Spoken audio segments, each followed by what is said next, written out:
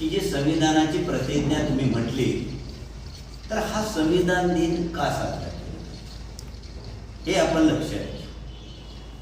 भारतामध्ये संविधान दिन 2015 पासून साजरा करायला सुरुवात झाली.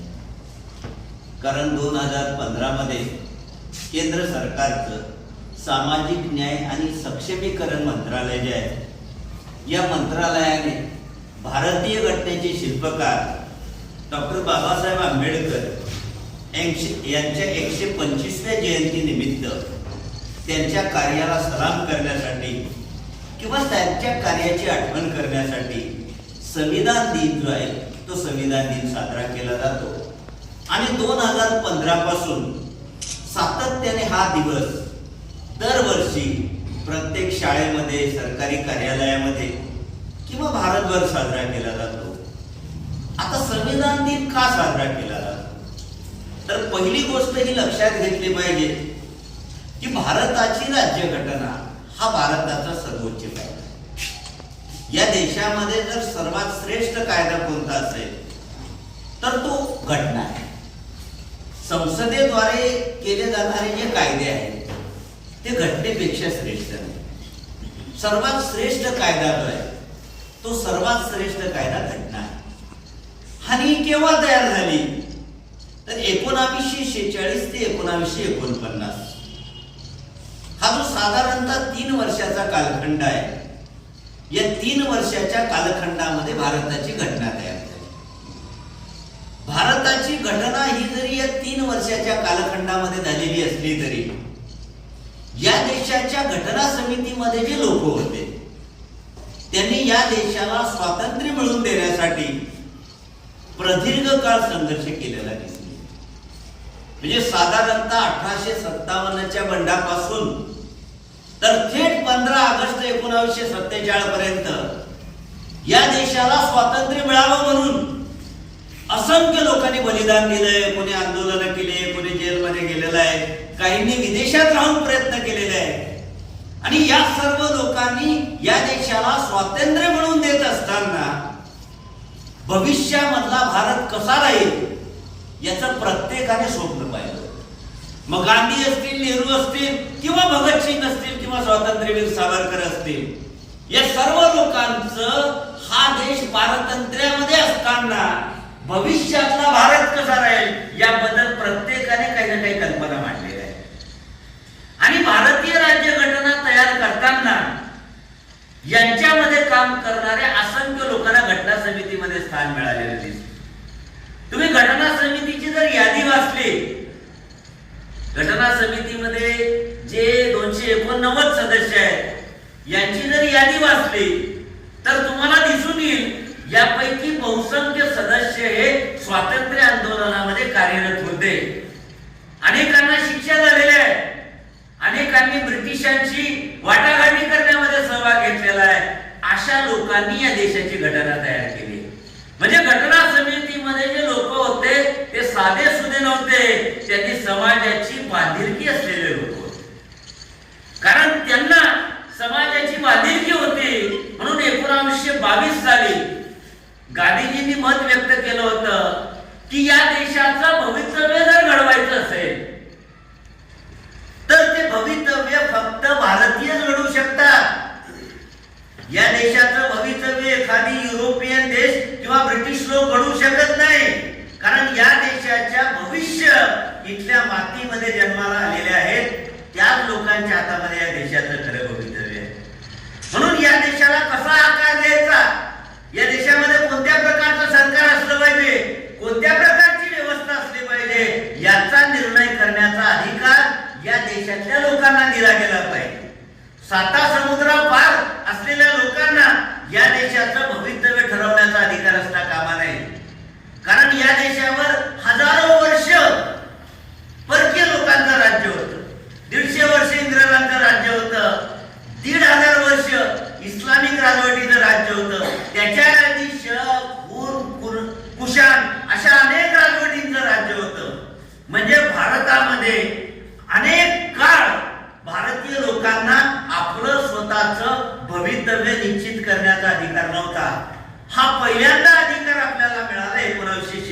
मध्ये. कारण भारतासाठी राज्यघटना असावी हा विचार खूप जुना आहे. साधारणतः 1930च्या आसपास डॉक्टर मानवेंद्र राय नावाचे कम्युनिस्ट नेते होते, जे भारतात येण्याच्या आधी रशियामध्ये किंवा विदेशामध्ये राहत होते. त्यांनी पहिल्यांदा कल्पना मांडली की भारताचा राज्यकारभार करण्यासाठी एक स्वतंत्र राज्यघटना असावी. कारण भारताचा राज्यकारभार त्या काळी ब्रिटिश पार्लमेंटमध्ये तयार होणाऱ्या कायद्याच्या आधारावर, म्हणजे जे लोक 7 समुद्राच्या पलीकडे राहतात असे लोक तिथं ब्रिटिश पार्लमेंट मध्ये बसून भारतासाठी कायदे करत होते किंवा भारताबद्दलचा निर्णय करत होते. त्या लोकांना भारतीयांचं दुःख कसं दिसेल, भारतीयांच्या समस्या कशा दिसतील किंवा भारतीयांचं ते प्रतिनिधित्व करू शकत नाही, कारण ते इथले मूळचे निवासी नव्हते. म्हणून 1922 मध्ये गांधींनी हे सांगितलं होतं की या देशाचं भवितव्य या देशाच्या नागरिकांच्या हातामध्ये सुरक्षित राहू शकते आणि त्यांनाच या देशाचं भवितव्य ठरवण्याचा अधिकार असला पाहिजे. अनेक वर्षे ही मागणी चालली. शेवटी 1946 मध्ये जे कॅबिनेट मिशन आलं, हे कॅबिनेट मिशन भारतात आल्यानंतर भारतामध्ये पहिल्यांदा घटना तयार करण्याची परवानगी भारताला मिळाली. आणि मग प्रश्न तयार झाला की भारताला घटना तयार करण्याची परवानगी कॅबिनेट मिशनने दिली, पण घटना समिती कशी तयार करायची? कारण तोपर्यंत भारतामध्ये मतदार याद्या तयार नव्हत्या, निवडणूक आयोग तयार नव्हता. मग घटना समितीचे सदस्य कसे निवडायचे हा प्रश्न तयार झाला. कारण घटना समितीचे सदस्य जनतेचे प्रतिनिधी असले पाहिजे. कारण घटना जर जनतेसाठी बनवायची असेल तर ती तयार करणारे लोक जनतेचे असले पाहिजे. शेवटी असं ठरवण्यात आलं की घटना समितीमध्ये जनतेचे प्रतिनिधी निवडण्याला आता वेळ नाही. कारण इंग्रजांनी डिक्लेअर केलं होतं की जून 1948 पर्यंत आम्ही भारत सोडून जाऊ. त्यांनी तारीख डिक्लेअर केली की जून 1948 पर्यंत कोणत्याही परिस्थितीमध्ये आम्ही भारत सोडून जाणार, तुम्ही तुमची सोय लावा. म्हणून भारतीयांच्या नेत्यांना जलद निर्णय घेण्याची आवश्यकता होती. म्हणून असं ठरवण्यात आलं की घटना समितीच्या निवडणुका प्रत्यक्ष जनतेकडून घेण्याऐवजी त्या काळामध्ये जनतेने निवडलेले जे प्रांताचे प्रतिनिधी होते, 11 प्रांत होते भारतात तेव्हा, या प्रांताचे जे विधिमंडळाचे लोक होते ज्यांना जनतेने निवडलेले होते, त्यांनी घटना समितीची निवड करावी असं ठरवण्यात आलं. म्हणजे जनतेने न निवडता जनतेच्या प्रतिनिधींनी निवडलेले प्रतिनिधी हे घटना समितीमध्ये निवडून आले. घटना समितीच्या निवडणुकीमध्ये 389 जागा होत्या. मूळ जी घटनेची रचना आहे त्याच्यापैकी 296 जागा ब्रिटिश प्रांतासाठी होत्या. भारताचे 2 भाग होते तेव्हा.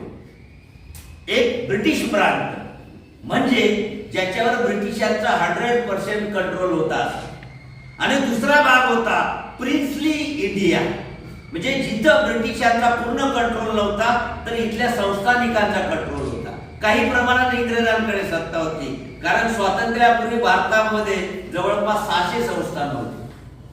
मग बाकीच्या 93 जागा या संस्थानिकांसाठी होत्या आणि 296 जागा या ब्रिटिश प्रांतामधून निवडल्या. पुढे संस्थानिकांच्या जागा भरल्या गेल्या नाहीत, कारण ही संस्थानं भारतामध्ये विलीन झाली. पण ज्या 296 जागा होत्या याच्यापैकी सर्वाधिक जास्त जागा काँग्रेसला मिळाल्या. मुस्लिम लीगला 73 जागा मिळाल्या आणि बाकीचे छोट्या छोट्या पक्षांना 2-2, 4-4, 5-5 जागा मिळाल्या. घटना समितीमध्ये काँग्रेसला बहुमत मिळालं. ही गोष्ट मुस्लिम लीगला खटकली, कारण त्यांना वाटलं की काँग्रेसला 212 जागा मिळाल्या, आम्हाला फक्त 73 जागा मिळाल्या, मग आम्हाला दुय्यमत्व स्वीकारावं लागेल. कारण काँग्रेसच्या बहुमतापुढे आम्ही टिकणार नाही, म्हणून त्याने घटना समितीवर बहिष्कार टाकला. घटना समितीवर बहिष्कार टाकला आणि मुस्लिम लीगचा बहिष्कार असताना देखील घटना समितीचं पहिलं अधिवेशन 9 डिसेंबर 1946 ला दिल्ली या ठिकाणी भरलं. मुस्लिम लीगचे सदस्य अनुपस्थित होते. फक्त काँग्रेसचे आणि इतर पक्षाचे सदस्य उपस्थित होते. डॉक्टर सच्चिदानंद सिन्हा जे सर्वात ज्येष्ठ सदस्य होते यांच्या अध्यक्षतेखाली हे अधिवेशन भरलं. पहिल्या अधिवेशनामध्ये जे आता उद्देश पत्रिका मांडली ही उद्देश पत्रिका पहिल्या अधिवेशनामध्ये स्वतंत्र भारताचे पहिले पंतप्रधान पंडित जवाहरलाल नेहरू यांनी मांडली. या उद्देश पत्रिकेमध्ये जे शब्द दिलेले आहेत ना, की आम्ही भारताचे सार्वभौम प्रजासत्ताक गणराज्य निर्माण करणार आहोत, हे शब्द म्हणजे भारताची ऐतिहासिक मूल्य आहे. हे लक्षात घ्या. या प्रस्तावनेमध्ये तुम्ही जी शपथ घेतली आहे त्याच्यामध्ये पहिला शब्द आहे सार्वभौम. सार्वभौम. सार्वभौम याचा अर्थ पूर्ण स्वतंत्र. कारण भारत हा इतिहासामध्ये कधीही पूर्ण स्वतंत्र नव्हता. कोणत्या तरी परकीय राजवटीचं या देशावर कंट्रोल होता. ब्रिटिशांचा होता, त्याच्या आधी मोगलांचा होता. पण खऱ्या अर्थाने भारताला सार्वभौमत्व केव्हा प्राप्त झालं तर 26 जानेवारी 1950 ज्या दिवशी घटना लागू झाली त्या दिवशी खऱ्या अर्थाने हा देश सार्वभौम झाला. म्हणजे या देशावर अंतर्गत आणि बहिर्गत दृष्ट्या कोणाचाही कंट्रोल नाही, पूर्ण स्वतंत्र आहे. की भारताने कोणता निर्णय घ्यावा जगाच्या संदर्भात किंवा देशाच्या अंतर्गत याबद्दल पहिल्यांदा या देशाला निर्णय घेण्याचं स्वातंत्र्य प्राप्त झालं, ज्याला तुम्ही साध्या शब्दामध्ये स्वयंशासन असं म्हणता. म्हणजे स्वतःचं शासन स्वतः करण्याचा अधिकार प्राप्त झाला.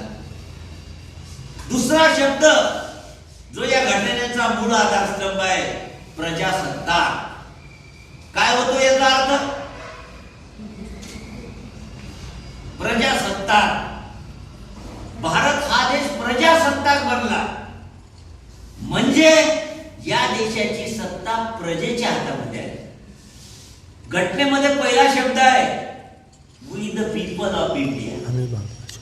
आम्ही भारतीय लोक. पहिला शब्द आहे घटनेमध्ये. या शब्दावरून घटना समितीमध्ये प्रचंड रणकंदन झालं होतं की घटनेची सुरुवात, कारण आपल्याकडे अशी पद्धत आहे कोणत्याही कामाची सुरुवात कोणाचं नाव घेऊन करतो? देवाचे. घटनेमध्ये सुद्धा हा इश्यू आला होता की घटनेची सुरुवात आपण देवाच्या नावावर घेऊन करायची. पण अनेक सदस्यांनी प्रश्न उपस्थित केला घटनेचा आणि देवाचा काय संबंध? घटना देवासाठी करतोय का आपण? ही घटना कोणासाठी करतोय? या देशामध्ये राहणाऱ्या लोकांसाठी करतोय. आणि घटना जर या देशामध्ये राहणाऱ्या लोकांसाठी करतोय तर या देशातल्या लोकांना पहिले वंदनीय केलं पाहिजे. देवाला थोडं वंदनीय करायचं. ज्यांच्यासाठी ही घटना तयार करायची आहे त्यांचं पूजन झालं पाहिजे, त्यांना वंदनीय मानले पाहिजे. म्हणून पहिला शब्द त्या ठिकाणी केलाय की आम्ही भारतीय लोक.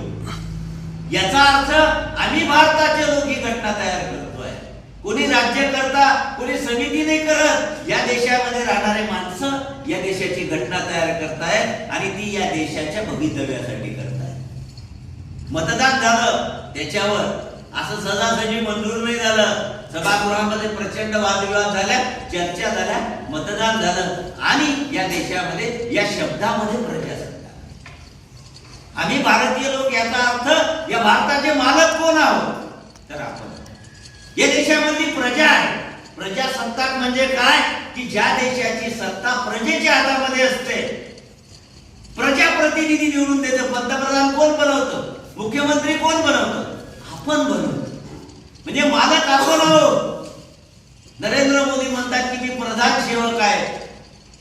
म्हणजे याचा अर्थ आपला नोकर आहे. मुख्यमंत्री आपला नोकर आहे, मंत्री आपला नोकर आहे, आमदार खासदार आपले नोकर आहेत. हा जो लोकशाहीचा अर्थ आहे. पण दुर्दैवाने आपल्याला तो समजलेला नाही. आपण त्यांना मालक समजतो आणि आपण नोकर समजतो. मंत्र्याने आपल्याला भेटायला यायला पाहिजे, आपण त्याचं घर तोडतो. हे लक्षात घे. प्रजासत्ताक आहे हा देश. प्रजेच्या हातात सत्ता आहे. हे इतिहासात पहिल्यांदा घडलंय. प्रजेला जे महत्व आहे 5 वर्षामध्ये एकटा का असेना आमदार, खासदार, नगरसेवक गरीबाच्या झोपडीपर्यंत येतो. भलेच विसरून जात असेल निवडल्यानंतर, पण एकदा येतो. ही लोकशाहीची ताकद. हे लक्षात घ्या. ही प्रजासत्ताकाची ताकद. जेव्हा घटना समितीमध्ये चर्चा सुरू झाली की मतदानाचा अधिकार कोणाला द्यायचा, कारण ब्रिटिश काळामध्ये सर्वांना मतदानाचा अधिकार नव्हता. कारण ब्रिटिश काळामध्ये मतदानासाठी 2 अटी होत्या. एक शिक्षणाची अट होती आणि एक मालमत्तेची अट होती. जो शिकलेला असेल, जो कर भरत असेल त्याला मतदानाचा अधिकार होता. म्हणजे 10% लोकांना मतदानाचा अधिकार होता. आणि मग घटना समितीमध्ये ही चर्चा आली की भारतात मतदानाचा अधिकार कोणाला आहे, कारण 10% लोकांना होता. पण घटना समितीच्या सदस्यांनी ठरवलं की सर्वांना द्यायचं. परिस्थिती अत्यंत भयानक होती. 90% लोक अशिक्षित होते, अंकाच्या मध्ये 10% लोक शिकलेले होते. अशा परिस्थितीमध्ये 90% न शिकलेल्या लोकांना मतदानाचा अधिकार दिला तर काय होईल, प्रचंड चर्चा झाली. पण शेवटी घटना समितीने ठरवलं की या देशामध्ये लोक शिकलेले जरी नसतील, जास्त शिक्षण झालं नसेल तरी त्यांच्याकडे शहाणपण आहे, याच्यावर विश्वास ठेवा, अधिकार देऊन टाका. मग 21 वर्ष वयाची अट केली आणि सर्वांना मतदानाचा अधिकार दिला. हा निर्णय जेव्हा डिक्लेअर झाला तेव्हा इंग्लंडचे पंतप्रधान विन्स्टन चर्चिल भारतावर असले. त्यांनी सांगितलं की तुम्ही लहान मुलांच्या हातामध्ये भरलेली बंदूक देताय. विन्स्टन चर्चिलचं विधान आहे की लहान मुलांच्या हातामध्ये भरलेली बंदूक देताय. लहान मुलाला काय समजेल ही भरलेली आहे का खाली आहे, कोणाला बी उडवून देईल. आपल्या देशातले लोक कधीही कोणाला उडवून देतात. निवडणुकीचे निकाल पाहिले असतील, चांगले बी पडून गेले, गुंड बी निवडून येतात. तर हा त्याचा अर्थ होता. कारण लोकशाहीमध्ये आजपर्यंत असा समज होता की लोकशाही ही फक्त शिकलेल्या लोकांची आहे. तुम्ही न शिकलेल्या अंगठाछापांना कसं काय मतदान देताय. भारताने रिस्क घेतली. आशिया खंडामध्ये एकमेव देश आहे याने रिस्क घेतली आणि ही रिस्क यशस्वी झाली. 18 निवडणुका झाल्या लोकसभेच्या. बघा आपल्या अवतीभोवती बघा, आशिया खंडातल्या कोणत्या देशात लोकशाही टिकली.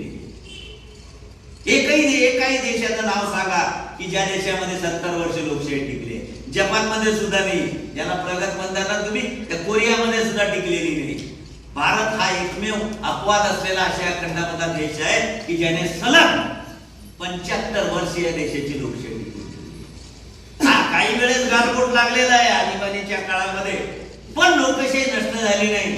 हुकुमशाही किंवा लष्कराचा कोणी प्रमुख बनलेला नाही. या देशाचे लोक शिकलेले नसतील, पण या देशातल्या लोकांमध्ये शहाणपण आहे.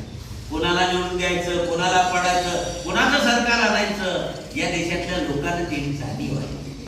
कारण या देशातल्या धमन्यांमध्ये लोकशाही होती.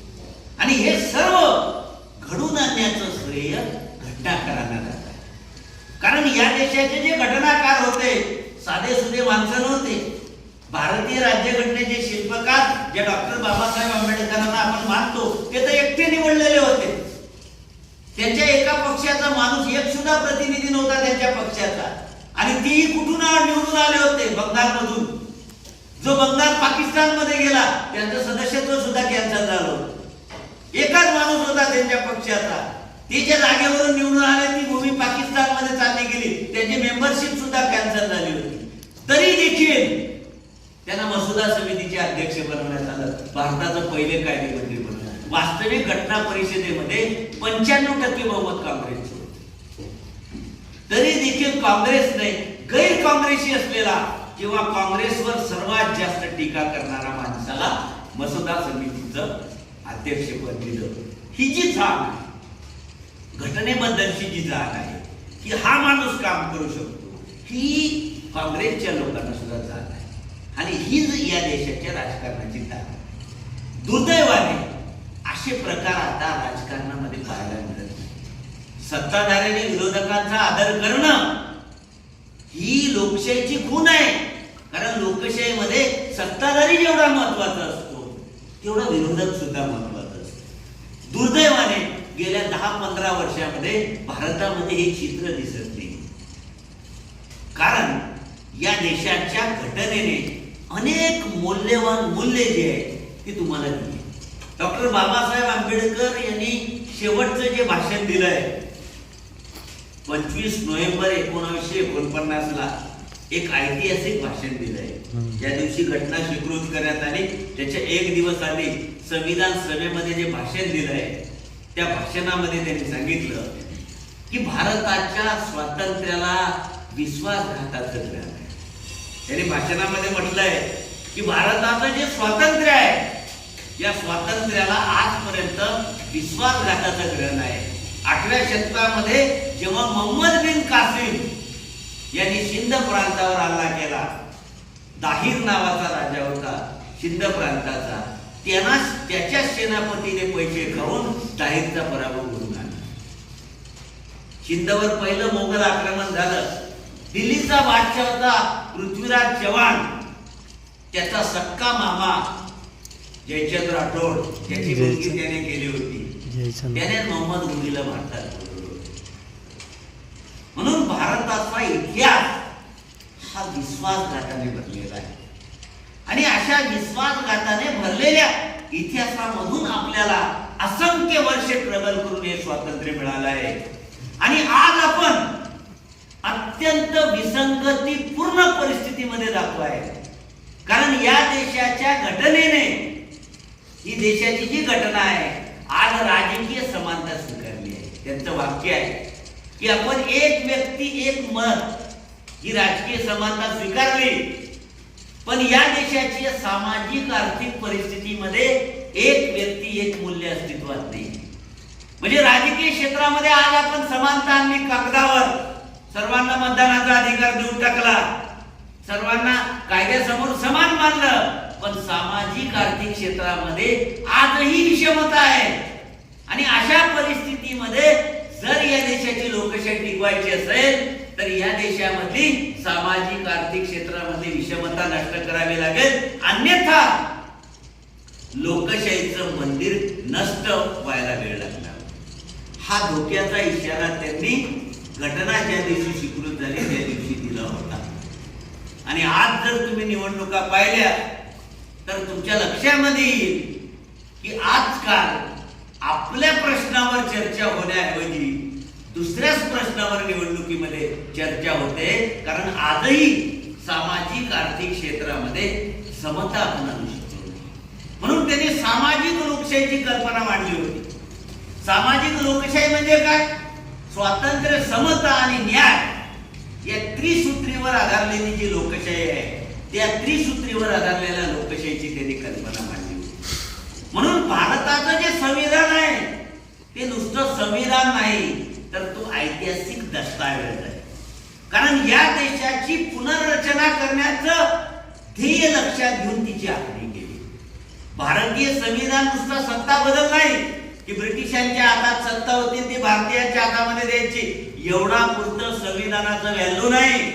संविधानाच्या माध्यमातून या देशाच्या पूर्ण समाज रचनेमध्ये परिवर्तन आणायचं होतं. कारण जसं या देशाच्या राजकारणाला कीड लागली होती तशीच या देशाच्या समाज व्यवस्थेला सुद्धा कीड लागली. जातीयता असतील, धर्मांधता असेल, स्त्रियांबद्दलच्या अनेक रूढी असतील, अशिक्षितपणा असेल, समाजवाद असेल, अशा अनेक समस्या त्या अस्तित्वात होत्या. आणि या सर्व समस्यांवर मात करून एक नवा भारत, एक नवा भारताची पुनर्रचना करायची होती. त्या दृष्टिकोनातून घटनेची रचना करायची होती. म्हणून भारतीय राज्यघटना हे सामाजिक परिवर्तनाचं साधन आहे.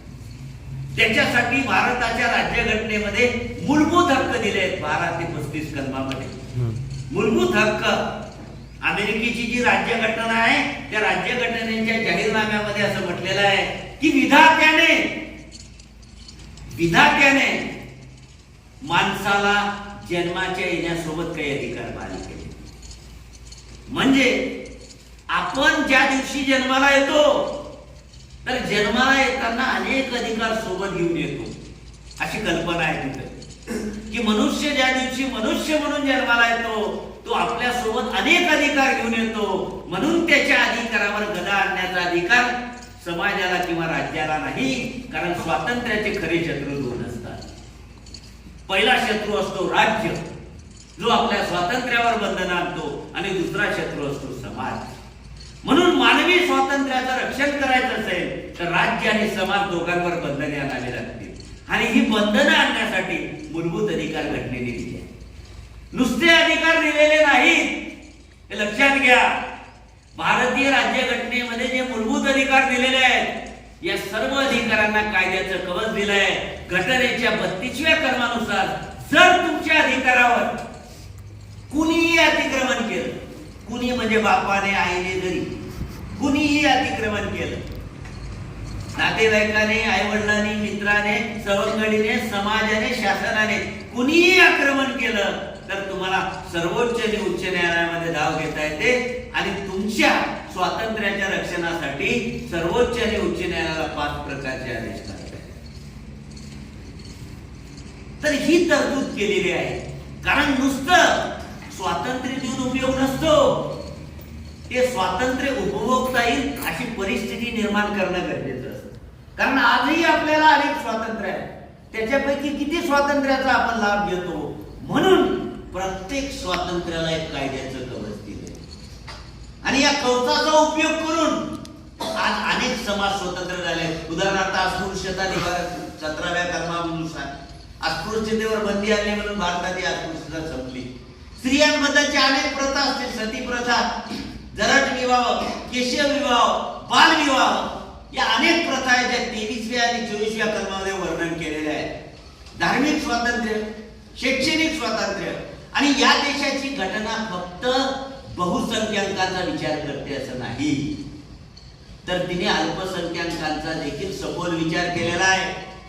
कारण भारत हा जो देश आहे हा विविधता असलेला देश आहे. एक गोष्ट लक्षात घ्या, भारतात हिंदू जरी जास्त असले तरी सर्व हिंदूंमध्ये विविधता आहे. जातीवरून, पंथावरून, भाषेवरून किंवा उपासनावरून, तर विविधता असलेला देश आहे. आणि अशा विविधता असलेल्या देशांमध्ये आपल्याला विविधतेतून एकता निर्माण करायची, विविधता नष्ट करून एकता निर्माण करायची नाही. भारतात जे संघराज्य निर्माण केलंय ना, जे 28 राज्य निर्माण केली, ही भाषेच्या आधारावर तयार केली. भारतात अल्पसंख्याक 2 प्रकारचे आहेत. पहिले अल्पसंख्याक जे धार्मिक अल्पसंख्याक. मग धार्मिक अल्पसंख्याकामध्ये हिंदू सोडून सर्व आहेत. जैन आहेत, बौद्ध आहेत, पारशी आहेत, शीख आहेत, हे सर्व धार्मिक अल्पसंख्याक आहेत. भाषिक अल्पसंख्याक म्हणजे वेगवेगळ्या भाषेचे लोक. आणि या दोन्ही अल्पसंख्याक समुदायाच्या रक्षणासाठी घटनेच्या 29 आणि 30 कलमामध्ये तरतूद केलेली आहे. कारण लोकशाही व्यवस्थेमध्ये नुसतं बहुसंख्याकांचं रक्षण महत्वाचं नसतं, तर अल्पसंख्याकांचं रक्षण देखील महत्वाचं असतं. कारण अल्पसंख्याक देखील लोकशाहीचा पिलर असतो. म्हणून या देशाच्या घटनेची रचना करताना बहुसंख्याकांसोबत अल्पसंख्याकांचा अधिकाराचा विचार केला गेला.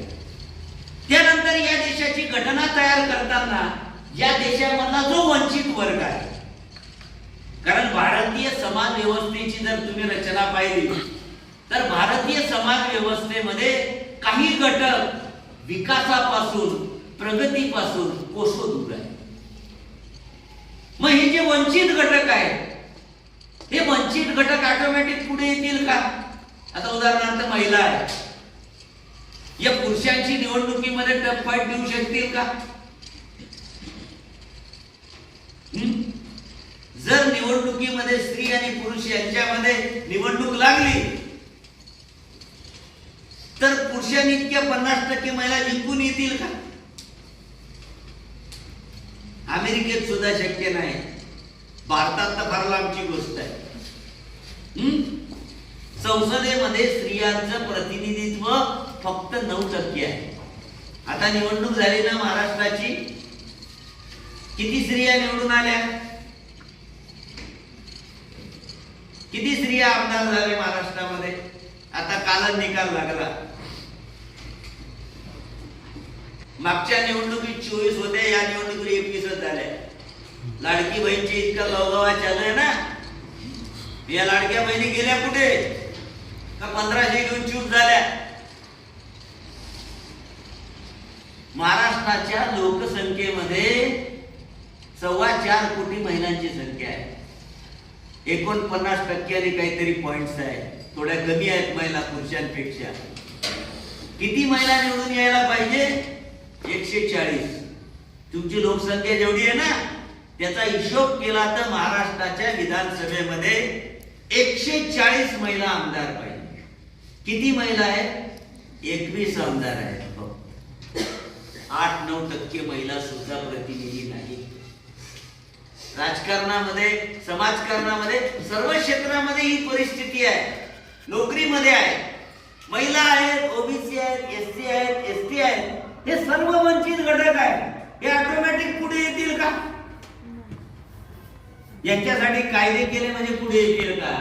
तर काही ठिकाणी घटनेला सक्ती करावी लागली आणि त्याच्यासाठी घटनेचं 16वं कलम जे आहे ते या देशाच्या वंचित लोकांच्या अधिकाराच्या रक्षणासाठी निर्माण केलं गेलं आहे. त्या कलमामध्ये स्पष्ट असं म्हटलेलं आहे की जे मागासलेले आहेत शैक्षणिक दृष्ट्या, सामाजिक दृष्ट्या, मग कोण आहेत ते? अनुसूचित जाती जमाती, स्त्रिया, लहान मुलं, तर यांच्यासाठी सरकारला विशेष तरतुदी करता येते. मग यांच्यासाठी आरक्षण आणलं गेलं. एसटी साठी जागा राखली होती, एसटी साठी आता 29 मध्ये महिलांसाठी बनवणार आहे. लोकसभा आणि विधानसभेत लोकल लेवलला 50% आहे, तो कायदा झालाय. स्थानिक स्वराज्य संस्थेला लोकसभा आणि विधानसभेला 29च्या निवडणुकीमध्ये तुम्हाला 1/3 आरक्षण भेटणार आहे. म्हणजे 33% जागा आता महिला राहतील. कारण समाजामध्ये एखादा देश, अमेरिका प्रगत होतो. प्रगत का होतो? समाजातले 10% लोक प्रगत झाले म्हणून होत नाही. कारण अमेरिकेमध्ये महिला पुरुषांच्या बरोबरीने पैसे कमवतात, नोकऱ्या करतात, शिक्षण घेतात, म्हणून अमेरिका पुढे. जगातले जे प्रगत देश आहेत ना, त्यांच्या विकासामध्ये पुरुषांसोबत महिलांचं पण कॉन्ट्रीब्युशन आहे, सर्व वर्गांचं कॉन्ट्रीब्युशन. म्हणून आपण म्हणतो ना की भारत महासत्ता व्हायला पाहिजे. हे महासत्ता आपोआप होणार नाही किंवा पुढारी भाषण देऊन महासत्ता होणार नाही. तर या देशामधला हा जो वंचित वर्ग आहे, हा वर्ग जेव्हा मुख्य प्रवाहामध्ये येईल, मुख्य धारेमध्ये येईल, कारण हा प्रवाह परिघाबाहेर आहे, म्हणजे विकासाच्या रेषेबाहेर आहे. हा प्रवाह जेव्हा विकासाच्या रेषेत येईल तेव्हा हा देश महासत्ता बनेल. आणि त्या काळात घटना तयार करणारे या गोष्टींना खूप विरोध झालाय. हिंदू कोड बिल तुम्ही ऐकलं असेल नाव. हिंदू कोड बिल हा हिंदू स्वातंत्र्याचा जाहीरनामा आहे. हिंदू स्त्रियांना जे अधिकार मिळालेले आहेत ना, बापाच्या प्रॉपर्टीत वाटा मागण्याचा अधिकार मिळालेला आहे, त्याच्यावर अनेक व्हॉट्सअपवर मीम फिरतायत, फेसबुकवर, हे अधिकार हिंदू कोड बिलने दिले. परंतु दुर्दैव असं आहे की ज्या लोकांनी हा संघर्ष करून तुम्हाला अधिकार दिले ते सोडून महिला मंडळी बाबांच्या मागे फिरतात. आपल्या कर्तृत्वावर विश्वास ठेवण्याऐवजी घटनेने तुमच्यामध्ये प्रबोधन व्हावं म्हणून या तरतुदी केल्या. तुम्ही पुढे व्हाव्या म्हणून तरतुदी केलेल्या आहेत. वेळ प्रसंगी धर्माशी संघर्ष केलाय. दुर्दैवाने अजूनही असंख्य महिलांमध्ये जागरूकता आलेली नाही. कारण घटनेने हे तुम्हाला अधिकार दिले आणि हे अधिकार तुम्ही जेव्हा लढायला सिद्ध होणार तेव्हा तुम्हाला ते अधिकार वापरता येईल. ते ऑटोमॅटिक त्याची व्हॅल्यू राहणार नाही. म्हणून भारताची जी राज्यघटना आहे ही फक्त वरिष्ठ वर्गाचं हितसंबंध साधणारी नाही, तर या देशामध्ये जे वंचित लोक आहेत, या वंचित लोकांच्या विकासाला वाव कसा मिळेल, यांना संधी कशी मिळेल, यांची प्रगती कशी होईल, याचा विचार करून ही घटना तयार केली. म्हणून घटना तयार करणारे लोक साधे सुधे नव्हते.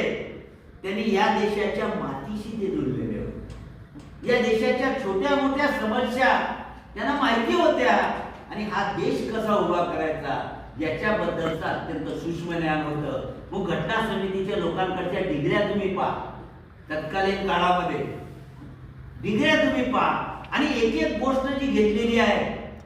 वास्तविक आपल्या देशाच्या घटनेमध्ये अनेक गोष्टी दुसऱ्या देशाकडून घेतल्या आहेत. कारण आपल्या देशात तसं काही नव्हतं. आता संसदीय लोकशाही आपण इंग्लंडकडून घेतली आहे. मूलभूत हक्काची कल्पना आपण अमेरिकेकडून घेतली आहे. संघराज्याची कल्पना आपण अमेरिकेकडून घेतली आहे. फ्रेंच कडून काही गोष्टी घेतल्या आहेत, जर्मनीकडून घेतल्या आहेत, आफ्रिकेकडून घेतल्या आहेत. कारण या गोष्टी इथं अस्तित्वात नव्हत्या. पण त्या जशाच तशा उचलेगिरी केलेली नाही, नकल केलेली नाही. घेतलेले आहेत, ते मान्य पण केलं आहे, पण या घेताना भारताच्या परिस्थितीच्या अनुरूप केले. आता उदाहरणार्थ इंग्लंडकडून आपण संसदीय लोकशाही घेतली आहे. इंग्लंडमध्ये राजा आहे, आपल्या देशात राजा एक पद नाही, आपल्या देशात राष्ट्रपती पद आहे. म्हणजे प्रत्येक गोष्ट घेताना या देशाच्या परिस्थितीला सूट होईल का, या देशाच्या सामाजिक आर्थिक परिस्थितीला अनुरूप बदल त्याच्यामध्ये केलेले आहे. जसंच तशी कॉपी केलेली नाही, देशाच्या परिस्थितीचा विचार करून. म्हणून घटना समितीचं जी ताकद आहे ती निवड करण्याची कला ही सुद्धा. दुसरं जे तत्व आहे घटना समितीचं की ज्याची जगभर चर्चा केली गेली, मग ते भारताची राज्यघटनेमध्ये जे लोक आहेत ना यांच्या चर्चेचे खंड पब्लिक झाले आहेत. मोठे मोठे खंड आहेत एवढे. ते जर तुम्ही वाचले तर संसदेमध्ये तिथं जी चर्चा चालायची अक्षरशः एक एक मुद्द्यावरून घमासान झालेला आहे, एक एक शब्दावरून घमासान झालेला आहे. पण सर्वात शेवटी सर्वांनी एकत्र येऊन या तरतुदी केल्या. कारण भारतीय समाजाचं वैशिष्ट्य आहे की कितीही मतभेद असले तरी ते तुटे इतके ताणायचे नाही. हा भारतीय माणसाचा स्वभाव आहे, सहिष्णुता हा स्वभाव आहे आणि याचा प्रत्येक घटना समितीमध्ये ठिकठिकाणी आलेला आहे. म्हणून अनेक गोष्टी स्वतः आंबेडकरांनी मान्य केलेल्या आहे की घटनेमधल्या अनेक गोष्टी मला मान्य नाही, घटनेमधल्या अनेक गोष्टी मला मान्य नाहीत असं आंबेडकरांनी अनेक भाषणामध्ये सांगितलेलं आहे. पण त्यांना स्वतःला जरी मान्य नसल्या तरी देशासाठी ते योग्य आहे म्हणून त्या स्वीकृत केलेलं आहे. म्हणून मतऐक्य हे घटना समितीमध्ये असलेलं मतऐक्य जे आहे किंवा ज्याला एकमत म्हणता येईल हे अत्यंत महत्वाचं आहे. त्याच्यानंतर सर्वसमावेशकता. या देशाची जी घटना तयार झाली ती घटना तयार करताना सर्वांना कसं सामावून घेता येईल याचा अत्यंत बारीक सारीक विचार घटना तयार करताना केला.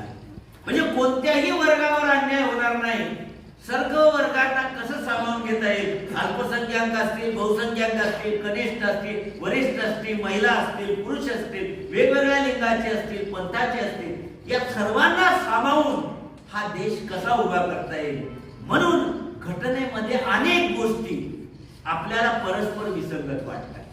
तुम्ही जर भारतीय राज्यघटना जर बारकाईने वाचली तर तुम्हाला असं दिसेल की अनेक गोष्टींमध्ये आपल्याला विसंगती वाटते, की आपल्याला वाटतं की ही पद्धत या पद्धतीची मॅच होत नाही, अशी वरवर जर वाचलं तर विसंगत वाटते. पण त्याचा जर आशय लक्षात घेतला तर आपल्याला दिसते की ते विसंगत नाही, एकमेकाला पूरक आहे. आता उदाहरणार्थ आरक्षण आपल्याला समतेचे विरोधी वाटते. आपण जर अभ्यास केला तर आपल्याला काय वाटतं की आरक्षण समतेचे विरोधी आहे असं आपल्याला वाटतं. पण आरक्षणामध्ये समतेचा आशय दडलेला आहे. कारण समान पातळीवर एक पुरुष एक महिला स्पर्धा करू शकत नाही. मग अशी समता जर ठेवली तर महिलांना कधीच चान्स भेटणार नाही. मग महिलांना पुरुषांच्या बरोबरीने आणायचं असेल तर तिला आरक्षणाच्या माध्यमातून विशेष तरतुदीत त्याच्या बरोबरीला आणता येईल. एकाच रेषेवरून महिला आणि पुरुषांना जर पळायला लावलं तर पुरुष जिंकणारच आहे. त्याच्यात सांगायला काय ज्योतिषी लागणार आहे का? पण त्याच्यासाठी पळण्याचं ठिकाण बदलावं लागेल. पुरुष वेगळ्या ठिकाणी पळेल, महिला वेगळ्या ठिकाणावर पळेल, तेव्हा त्यांच्यामध्ये स्पर्धा होईल. आपल्याला वाटतं की या दोन गोष्टी एकमेकांच्या विरोधी आहे, समता आणि आरक्षण. पण या विरोधी नाही, समतेला पूरक आहे आरक्षण. म्हणून विसंगती आपल्याला दिसते पण मूळ आशय हा त्या तत्वाला पुढे नेण्याचा आहे. म्हणून ऑस्टिन नावाचे अभ्यासक आहेत, त्यांनी भारतीय राज्यघटनेचे फार जगप्रसिद्ध पुस्तक लिहिलं आहे.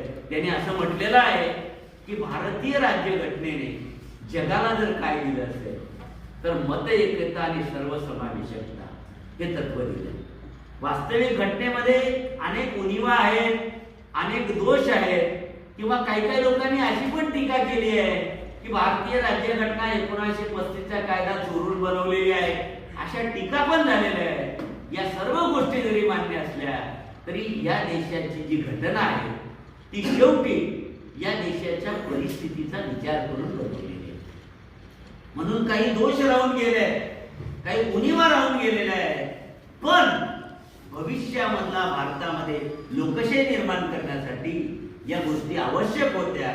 त्या घटना समितीने ऍड केल्या आणि त्याच्यामध्ये बाबासाहेबांचं सर्वात मोठं योगदान आहे. टी कृष्णमाचारी जे मसुदा समितीचे उशिरा सदस्य बनले, त्यांनी घटना समितीमध्ये नमूद केलं की मसुदा समितीमध्ये कामाचा भार कोणी व्हायला असेल तर बाबासाहेबांनी. कारण मसुदा समितीमध्ये 7 लोक होते एक माणूस वारला, एक माणूस ने राजीनामा दिलाय, म्हणजे 5च उरले. 5 पैकी एक माणूस काश्मीर प्रश्न लढण्यासाठी अमेरिकेला चालला गेला. 2 लोक वयोवृद्ध होते आणि एक व्यक्ती जो होता तो राजकारणामध्ये सक्रिय होता. म्हणून बाकी सदस्यांनी जेवढा वेळ द्यायला होता, कारण सर्वांचं काम होतं, पण बाबासाहेबांनी जेवढा वेळ दिला तेवढा इतरांना देता आला नाही. अर्थात त्यांच्याकडे दुसऱ्या जबाबदाऱ्या पण सोपवलेल्या होत्या. म्हणून घटना निर्मितीचा भार हा जास्त करून त्यांच्यावर पडला. त्याच्यामुळे त्यांना शिल्पकार मानलं, कारण घटना निर्मितीमध्ये त्यांचा वाटा जास्त आहे. इतरांचं जरी योगदान असलं तरी सर्वांपेक्षा त्यांचा वाटा जास्त आहे. म्हणून त्यांचं श्रेय त्यांना देण्यात आलं. त्यांनी जी मेहनत घेतली त्या कामामुळे त्यांच्या तब्येतीवर देखील परिणाम झाला नंतर, किंवा अनेक शारीरिक तक्रारी सुरू झाल्या.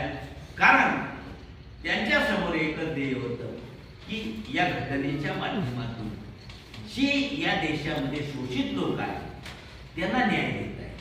म्हणून त्यांनी ही जबाबदारी आनंदाने स्वीकारली आणि ती पार पाडली. आणि संविधान दिनाच्या निमित्त या देशाचं जे संविधान आहे त्याची व्हॅल्यू काय, त्याचे महत्व काय ते कळावं या दृष्टिकोनातून सरांनी मला बोलवलं. माझं म्हणणं शांतपणे ऐकून घेतलं, त्याबद्दल आभार व्यक्त